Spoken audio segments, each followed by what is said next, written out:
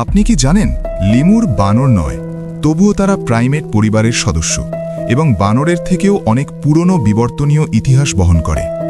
পৃথিবীতে প্রাকৃতিকভাবে লেমুর পাওয়া যায় মাত্র একটি জায়গায়, মাদাগাস্কার দ্বীপে। আফ্রিকা থেকে এই দ্বীপ আলাদা হয়ে যাবার পর লেমুর এখানে একেবারে আলাদা পথে বিবর্তিত হয়েছে, যার ফলে আজ আমরা ১০০টিরও বেশি প্রজাতির লেমুর দেখতে পাই। অনেক লেমুর নিশাচর প্রাণী, তাদের রাতে চোখ আলো প্রতিফলিত করে, ঠিক বিড়ালের চোখের মতো জ্বলে ওঠে। এই ক্ষমতা তাদের অল্প আলোতে শিকার খুঁজতে সাহায্য করে। লেমুরসের আকার অবাক করার মতো ভিন্ন। সবচেয়ে ছোট লেমুরের ওজন মাত্র কয়েক গ্রাম, আর সবচেয়ে বড় লেমুর প্রায় একটি মাঝারি কুকুরের মতো ভারী।